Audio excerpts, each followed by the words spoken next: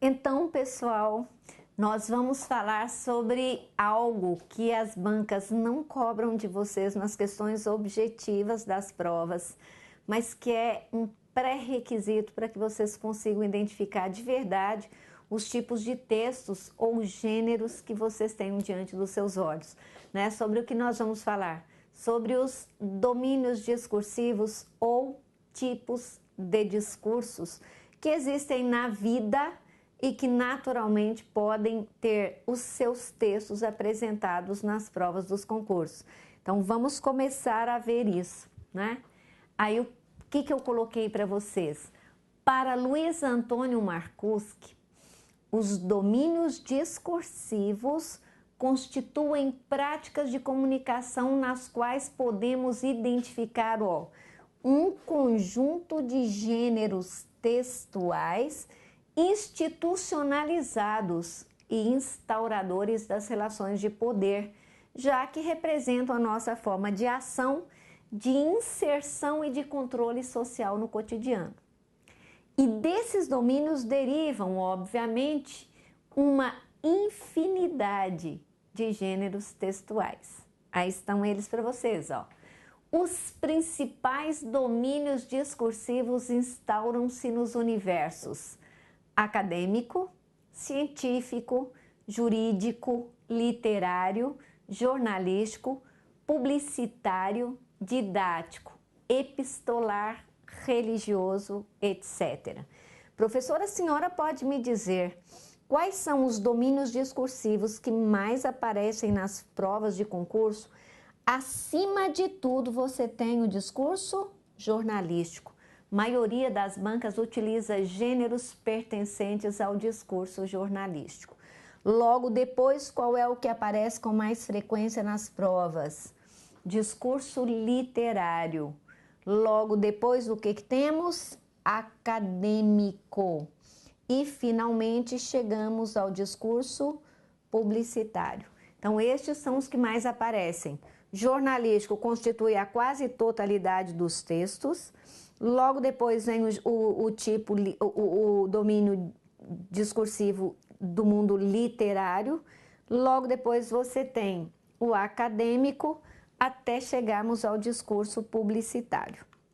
Muito bem, vamos começar então. Olha só, o discurso acadêmico tem a finalidade de expor a investigação de um fato, acontecimento ou experiência científica com bastante rigor nos conceitos e informações utilizados. Este discurso pode servir-se de descrições, de enumerações, exposições narrativas, relatos de fatos, gráficos, estatísticas, para dar informações precisas. Agora vejam quais são as principais características do discurso acadêmico. Primeiro, explica ou fundamenta as afirmações com base em dados objetivos, cientificamente comprovados. Segundo, normalmente segue um roteiro pré-estabelecido, apresenta introdução, desenvolvimento e conclusão. Em alguns casos, pode apresentar outras partes, como folha de rosto, anexos, sumário. Utiliza uma linguagem objetiva e impessoal, de acordo com o padrão culto da língua. É claro que isso aqui é só para você entender como é que funciona, mas na verdade, quando caem textos pertencentes ao discurso acadêmico nas provas, o que a banca normalmente utiliza? Artigos ou partes, né, desses artigos. E é como eu te falei, não caem com tanta frequência quanto o discurso jornalístico. Aí nós temos o discurso científico, somente para que vocês conheçam, não costuma cair nas provas de concurso. Discurso de natureza expositiva, que tem por finalidade apresentar um assunto de cunho científico. Possui uma estrutura relativamente simples. A apresentação da tese, que é exatamente a explicação sobre o objeto de estudo, a ser desenvolvida por meio de provas, né? Ou seja, exemplos, comparações, relações de causa e efeito, resultados de testes, dados estatísticos, etc. Nesse tipo de texto, a conclusão é facultativa. Este domínio discursivo aparece em artigos e relatórios científicos, teses, dissertações, monografias, verbetes de enciclopédias, artigos de divulgação científica. Olha só quais são as principais características do discurso científico. Precisa ter o máximo de precisão e rigor nos conceitos e informações utilizados. Faz uso obrigatório da terminologia científica de uma ou mais áreas do conhecimento. Emprega verbos predominantemente no presente do indicativo e utiliza uma linguagem clara, objetiva e impessoal de acordo com o padrão culto da língua. Mais uma vez, a professora quer que você conheça este tipo de discurso, mas nós sabemos bem que ele não é característico das provas de concurso. O importante é que você saiba diferenciá-lo, né, dos outros que mais caem. Aí, muito bem, este é um dos que cai com frequência. Literário. Tem uma função mais estética. Afinal de contas, turma, qual é mesmo a função da literatura? A literatura é arte e, como tal, visa a encantar, seduzir o leitor. Daí esse discurso ter essa função estética. Nele, o escritor busca não apenas traduzir o mundo, mas recriá-lo nas palavras, de modo que nele importam tanto aquilo que se diz, quanto o modo como se diz. Este domínio discursivo aparece em contos, fábulas, lendas, poemas, peças de teatro, crônicas, roteiros de filmes, histórias em quadrinhos e outros gêneros mais. Quais são as principais características do discurso literário? Olha só, predomínio da linguagem conotativa, já que por sua função estética, o autor sempre atribui novos sentidos às palavras. Utiliza múltiplos recursos estilísticos, como, por exemplo, os ritmos, as sonoridades, as repetições de palavras ou de sons, as repetições de situações ou até as descrições. Quando a gente fala em discurso literário, eu vou pedir aqui a câmera só para eu te dizer. Quando a gente fala em discurso literário repleto de recursos estilísticos, de quem que a gente se lembra? De João Guimarães Rosa. Né? João Guimarães Rosa ficou muito conhecido exatamente por criar palavras e colocá-las no texto, fazendo com que o leitor tivesse dificuldade de decifrar que ideias ele queria traduzir. Uma outra característica também muito interessante está no escritor José Saramago, no escritor português José Saramago, que se notabilizou por escrever verdadeiros calhamaços com pouquíssimos sinais de pontuação. Ora, isso é um recurso estilístico, não é? Por que ele usava poucos sinais de pontuação? Porque, segundo ele, queria dar um caráter neutro às ideias e queria que o leitor é que imprimisse a sua própria emoção ao texto. Olha que interessante. Isso é a característica essencial do discurso literário. Eu sempre falo para os meus alunos o seguinte: a maioria dos textos que caem em provas de concurso ou pertencem ao discurso jornalístico ou pertencem ao discurso literário. E a diferença é muito grande, porque o discurso jornalístico ele traz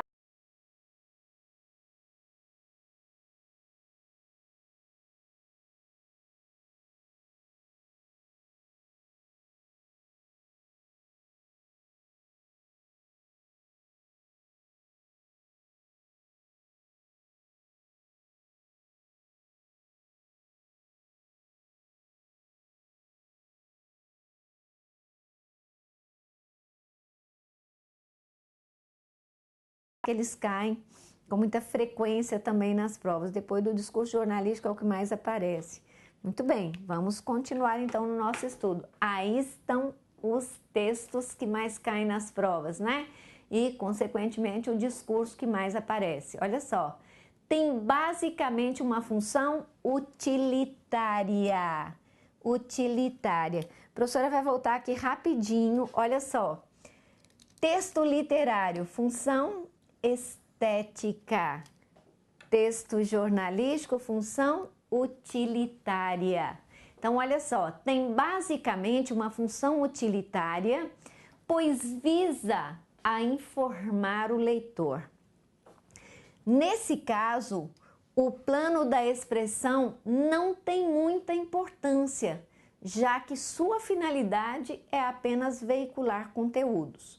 Este domínio discursivo aparece em, olha só, minha gente, editoriais, notícias, reportagens, artigos de opinião, comentários, cartas ao leitor, ou até as do leitor às vezes, crônicas, tanto a policial quanto a esportiva, entrevistas jornalísticas até o boletim do tempo. Professora, a senhora pode me dizer quais são os textos característicos do discurso jornalístico que mais caem nas provas? Esses aqui, ó. Editoriais, notícias, reportagens, artigos de opinião. São estes. É claro que crônicas também aparecem com relativa frequência. Agora, vejamos quais são mesmo as características desse discurso. Primeiro, tem predomínio da narração, com a presença dos elementos essenciais de um texto narrativo, que são o fato, as pessoas envolvidas, o tempo em que ocorreu o fato, o lugar onde ele ocorreu, o como e o porquê ele ocorreu. Normalmente, ele apresenta um título que traz a síntese dos fatos. Normalmente, não é tão necessário que seja. Caracteriza-se pela predominância da função referencial. O que a professora já te falou várias vezes que caracteriza a função referencial? Ela aparece nos textos que visam a dar informações sérias ao leitor.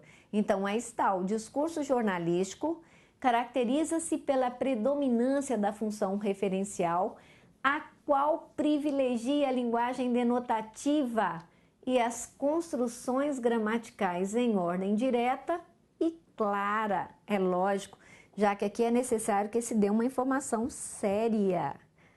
Aí, muito bem, agora chegamos ao discurso publicitário. A professora te disse, esse não cai tanto nas provas, mas é necessário que conheçamos porque vez por outra pode aparecer lá e é sempre bom que eu consiga reconhecê-lo facilmente. É um discurso de natureza dissertativa que tem por finalidade apresentar argumentos, sejam eles diretos ou indiretos, para persuadir o interlocutor sobre as eventuais vantagens de um produto. Então, observe, essas vantagens podem ser quantitativas. Quando ele diz rende mais, é mais barato. Mas elas também podem ser qualitativas. Quando ele te diz é o melhor, é o mais saboroso, é o mais nutritivo. E nós ainda podemos encontrar as vantagens ideológicas. Quando ele diz é o mais moderno, é o mais arrojado, é o mais exclusivo. Muito bem. Este domínio discursivo aparece em propagandas, anúncios classificados, cartazes, folhetos, outdoors e inscrições em muros, placas e publicidade em geral, né? Como eu te falei, aparece poucas vezes, mas quando aparece é preciso que conheçamos. Mas eu trouxe aí para vocês, ó, as características do discurso publicitário.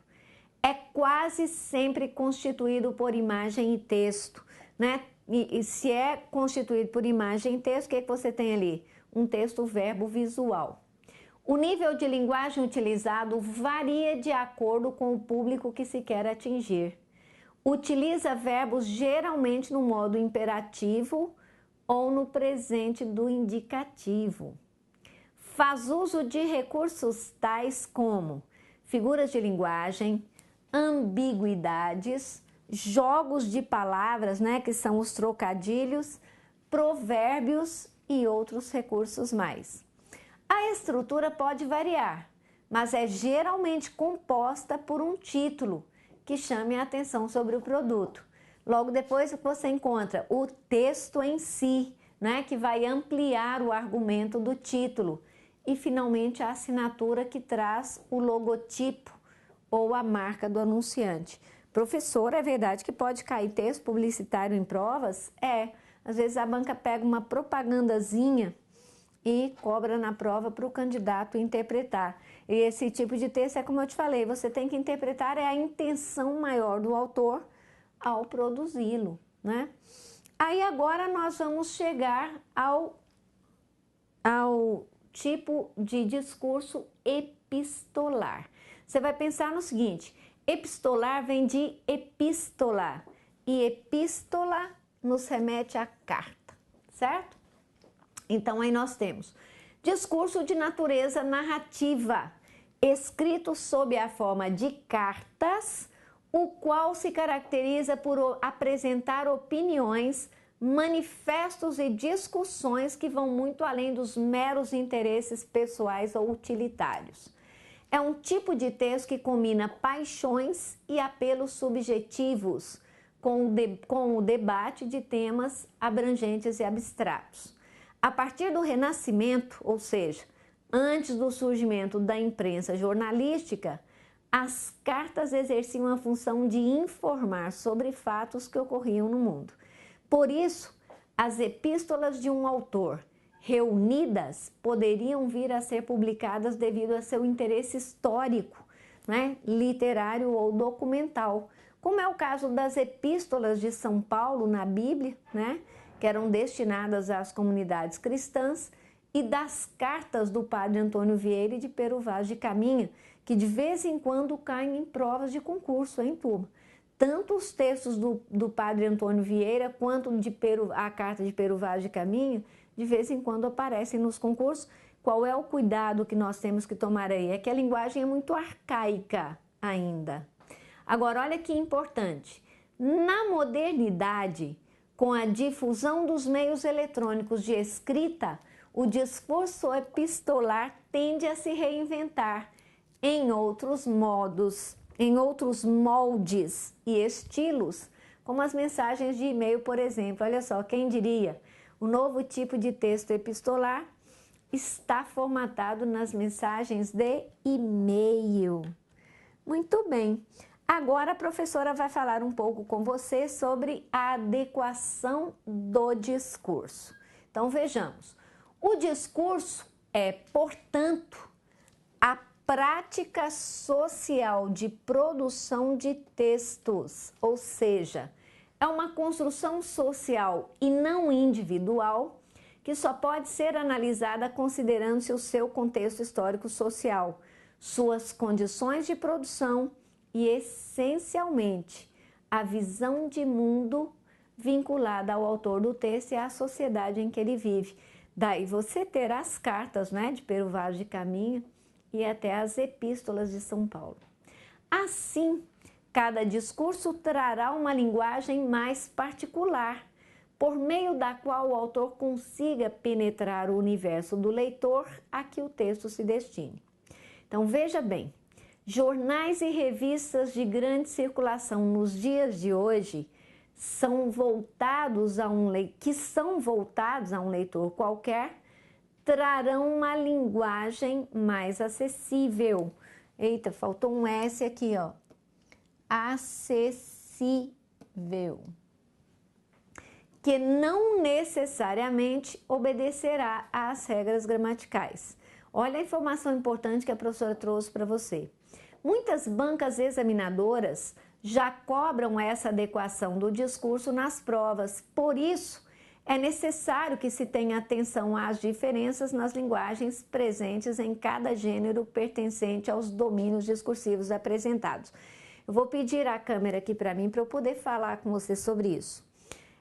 As principais bancas de concurso hoje têm cobrado muito essa adequação do discurso, e eu sempre procuro lembrar aos meus alunos o seguinte: nós brasileiros somos um povo no mínimo bilíngue. Por quê? Porque nós usamos uma língua para escrever. Qual é a língua que nós usamos para escrever? É a língua portuguesa. E qual é a língua que nós usamos para falar? É a língua portuguesa? Não mais. Nós já utilizamos uma outra modalidade de linguagem chamada de português brasileiro. E aí o que acontece?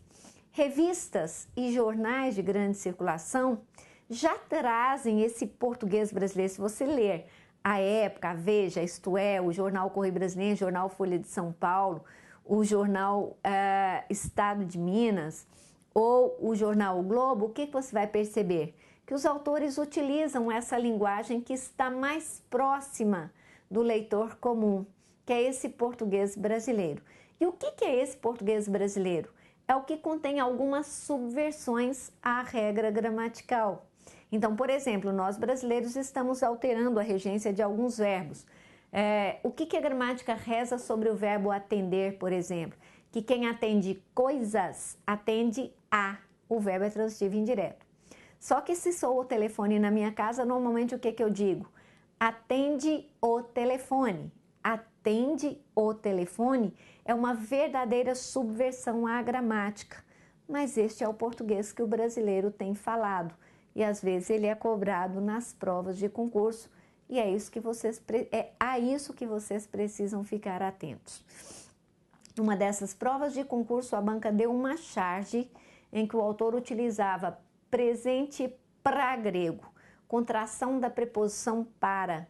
Então, ele colocou presente para grego.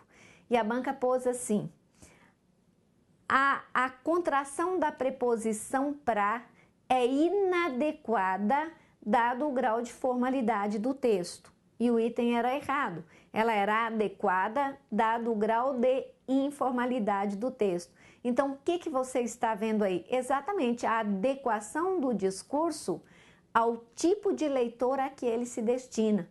Nós sabemos que a charge é um texto mais informal e essa expressão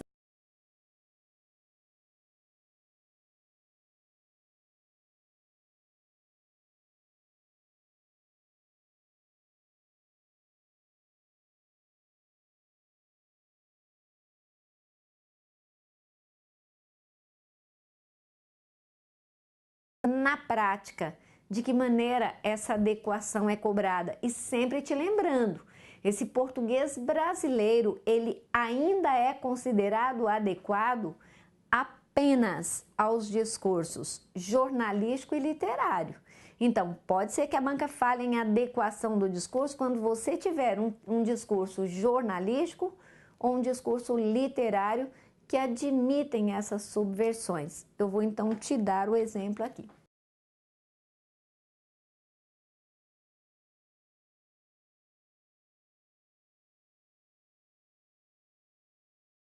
Só que o que o examinador fez? Ele pegou um texto do dia 6 de outubro de 2009 e deu ao candidato que lesse. De onde este texto foi tirado? Do jornal Folha de São Paulo, o que significa dizer que é discurso jornalístico um pouco mais informal. Então vamos lá. Um total de 29% dos brasileiros entre 10 e 17 anos prefere falar com amigos, família ou colegas por meio do computador que pessoalmente. Indica a pesquisa do IBOPE divulgada nesta terça-feira, dia 6. Essa preferência cai para 16% dos consumidores. O estudo mostra ainda que 2/3 dos jovens naquela faixa etária utilizam regularmente serviços de mensagens instantâneas como MSN. As redes sociais ganham importância, já são rotina para 45% dos brasileiros entrevistados em geral e para 72% dos jovens entre 18 e 24 anos. Olha a questão que foi formulada pelo examinador. Com base na gramática da norma culta, assinale a alternativa correta. Pessoal, olha só a opção que a banca deu como correta, que interessante. Para a tradição gramatical, o que é essa tradição gramatical? Que obedece às regras da gramática normativa. Ele diz, para a tradição gramatical, há uma falha de regência verbal no trecho das linhas de 1 a 3. Falha de regência verbal no trecho das linhas de 1 a 3. Aqui está ela, ó. Prefere. falar com amigos, família ou colegas por meio do computador que pessoalmente. Então, o que nós temos aqui? Prefere que. A banca diz, opa, ocorreu um probleminha, eu vou voltar com calma. Muito bem. A banca diz que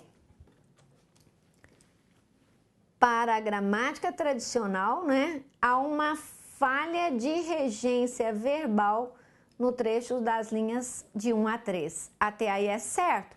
Por que é certo? Porque a gramática reza que quem prefere, prefere a. E lá no texto você viu que nós temos prefere que, prefere que. Continuemos então. Aí a banca diz, para a linguagem jornalística, há uma adequação à língua culta efetivamente falada no Brasil. Vou pedir à câmera para mim para a gente comentar isso. Eu até falo em sala com os meus alunos. Nós brasileiros, se formos pessoas normais, preferimos que. Prefiro mamão que banana. E brasileiros, se formos exagerados, preferimos do que. Né? Então, isso é um exagero, eu falo. Quando ele gosta de mais de mamão e nada de banana, em vez de ele falar, prefiro mamão que banana, ele diz, prefiro mamão do que banana. Então, tem brasileiro normal, brasileiro exagerado.